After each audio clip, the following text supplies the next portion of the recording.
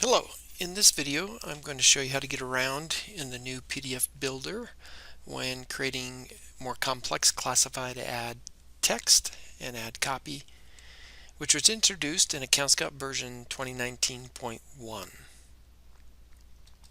So to get started here, I've opened up the classified order screen for an advertiser, and I will load a traditional looking classified order. So you can see we have some text and we have an image above the text. When we right click on the image, we have some options, but the images need to be either at the top or the bottom, but text cannot flow around it. And there's some technical reasons due to how things are exported into InDesign and Quark, but we won't get into that here. So what I'd like to show you now is we have this new button called the PDF Builder. Once you enter PDF Builder mode, and by clicking this button, you cannot exit it. So it will convert the ad to what we call a PDF Builder ad. And the reason we call it that is because when the ad is exported for InDesign or Quark or for production, it's exported as a PDF file. So there's some benefits to that because it will look exactly like it does in AccountScout. If you're exporting to a website, those ads can be exported as JPEGs. So what we're going to do now is we have this ad loaded and we're going to go ahead and enter PDF Builder mode. Okay, so now you'll notice once I'm in PDF Builder mode, this ad is going to be exported as a PDF. If you decide that you didn't want to do that, then reload the order. Okay, so in this case we're going to go ahead and enter PDF Builder mode. So one of the first things I want to show you is the ability to maximize this pane. All these panes can be moved around in various things, but we're going to just double click up here on the classified ad text. It came up on another monitor, so if you have multi-monitors that might be helpful. And then I'm going to go ahead and make this large to give me more space. If I just double click again on the title bar there, it will put it back. I can also double click on the tab down at the bottom to expand it. If you like this, then we suggest that you save the layout so the next time it'll come up right where you have it. Alright, so once we are in PDF Builder mode, there's a lot of things that you might notice. We have a whole new ribbon bar with a variety of options. So on our Home tab, you have some basic things that we would expect. There's some new things though. You'll notice a thing called Copy Ad. And what that will do is it'll copy the entire ad, retaining its format. It allows for you to create a new ad and paste it and have that as a starting point. It's a good way when you have a similar ad that you want to use as a starting point. There's another tab here called Ad Layout. Ad Layout allows for you to select like a background color if you'd like of the ad. We'll put it back to automatic. Ad Border, just what you might think. It allows for you to put a border around the ad. You can select the color of the border if you'd like, or the border width.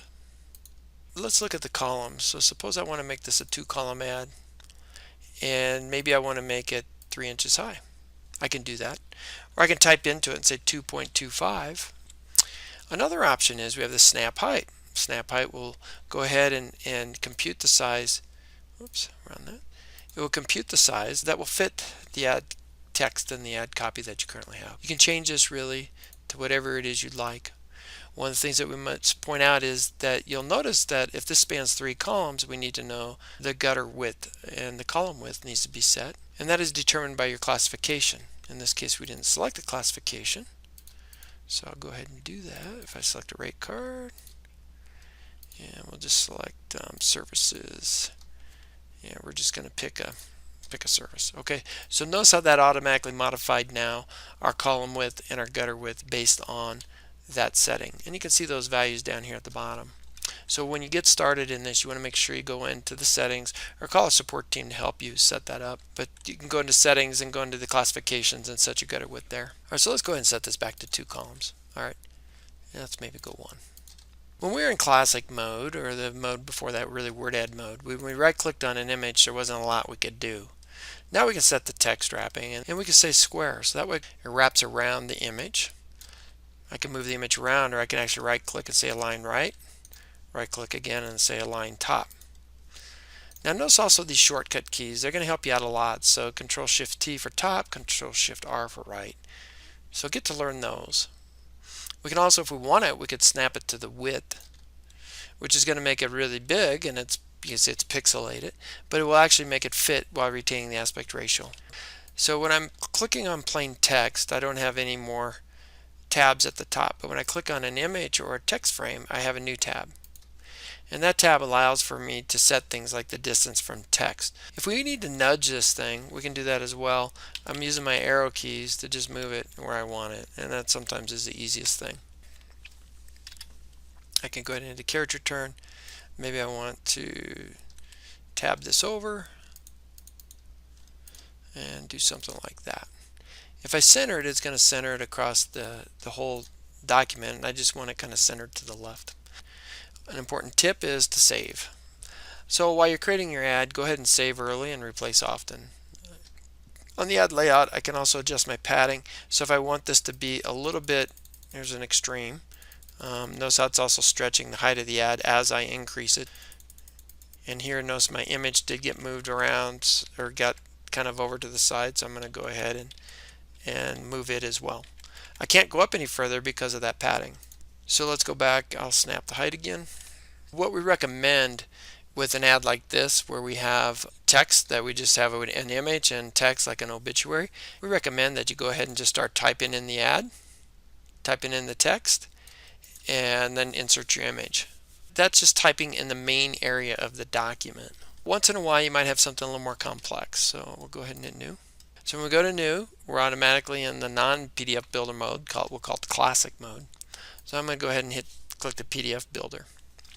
Now suppose we want to maybe say we know that this ad we want it to be 2 columns and we want it to be 3 inches high, or maybe a 2x2, and maybe it's going to be more of a business card ad or something like that. So there we might have text that we're going to put kind of all over the place, and nothing's really going to be aligned. If we were going to go ahead and do our Curious George ad, I would just go ahead and type it, which I just pasted it in, and then I would right click, say insert image, go find my Curious George image. I'd automatically set to wrap text, and then I'm good to go. I could do some resize on the image. I can move it around and do what I need to do. It looks like our leading is off a little bit, so actually let's go look at that. So go to the home menu, and I'm going to just maybe highlight everything here, and we can increase our leading. I don't know what it's at right now, but if we make it 1.5, that's too much. So 1 makes it look better. We don't have the G cut off. We can also go in and click on this little button here, and then we can look at different things. So we have our line spacing. We could do it exactly 12 points or maybe 11 points. There's no preview, unfortunately, so you have to close it to see what it looks like. So we're going to go put it back at 1. Let's say we have an ad that is going to be more of a business card ad or something like that. We have another video where we show how to make a real estate ad. I'm just going to show you some basics of some other techniques, and there's something called a text frame. And so we can go into the insert, we can say top frame, bottom frame, we can insert a file, and I'll show you that in a moment. Or we can insert shapes, tables, and so forth. But text frame is one of the popular things that you're going to want to do. And you can just right click, and I recommend you insert a top frame unless you really have a reason not to. And one of the reasons you want to do that is that anchor is at the top. And so let me go ahead and change it. And I can say align bottom, Control Shift B, align right, Control Shift R, Control Shift T, so I can move that thing around. Let's say we want a headline. So we're going to make it about this big, and I'm just going to right click and I'm going to say snap to width, which is Control Shift W. And then I'm going to say Curious George 1993 to, we'll keep the obit theme, I guess, here. And now what I can do is I can right click and I can say toggle background. And this is a nice feature because it does several things under the covers. So I can go back and forth. But if I were to do this, I'd have to go highlight all that text. I'd have to change the text to white, and I wouldn't be able to see it because it'd be on a white background. And then I could right click and I could change the background color to black. So there's like 3 or 4 steps there, and we can just do it in one step here. Let's insert another text frame. And the text frames can be layered. We can send to back, but I can also insert an image inside that text frame. Let's use a different one. And notice how the image is automatically sized to fit, retaining aspect ratio. And who knows, but maybe there's a reason why I want some of that image to be behind the text frame.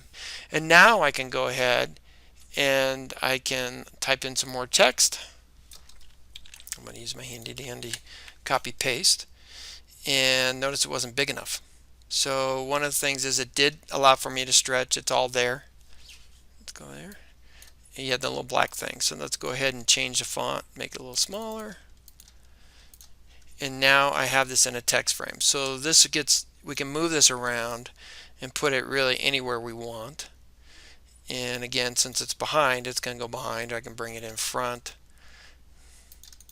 right click and say bring to front. And then maybe I want to go ahead and just make it smaller, and for whatever reason I want to put that right there in front of everything else. Notice a little black plus tells me that I don't have all the text. And I'll just move this over. So that's the text frames, and that's pretty handy. Once you start adding text frames, you really need to continue adding text frames. You still have this main area where you can type. Oops, I got it left a line. Let's actually get rid of that. Let's paste text in. It is wrapping around the text frame that we have. It went below the text frame. So the text frame, like anything else, I could send it to back, like behind text. Oh, we have to do wrapping behind text. Okay, so it can go behind your text, which you need to just be aware of. In this case, we would not want to do that. But you can set the text wrapping on a frame just like you can on an image. Okay, so we're in a situation where we're trying to get this, he was so curious, we're trying to get it to be in front of this. Or we're trying to get to break there, and for some reason it's not. And so this is once in a while you get one of these situations where you just can't quite get it the way you want it. And I think we just need to move it up higher maybe. So you have a couple options. One simple option is, once I said, like I said, when you start doing text frames, just insert another frame. You know, get it kind of where you want it. Grab this text and oops, Control X, Control V, paste it in there, and then just do it the way you want it. So it's kind of one of those deals where once you start going down text frame road, unless it's just like a headline, but when you start having things on the side, you're better off not using the main document for text. You're better off just putting it in text frames at that point. So on the text frame, there's a couple different options. We have internal margins. So like suppose we want this to slide down, and we want to make sure that we can set the internal margins on, let's see, the right, the left. So we can do that. So it's got some margin to it. That's a real nice feature. We can set a frame around this if we wanted to. Lots of different things here. Let's see, wrap text. So everything pretty much is also on the ribbon bar, or you can right click and do a lot of things as well. We want to go ahead and do some proofing. We can enable hyphenation. So notice I put some hyphens in the document. It enables it in the entire document. And then we have some options here. We can manage the spell checking and hyphenations as well. There's some rules regarding that and things like that. I'm just going to disable the hyphenations for now. In the next video, I'll show you how to insert a file.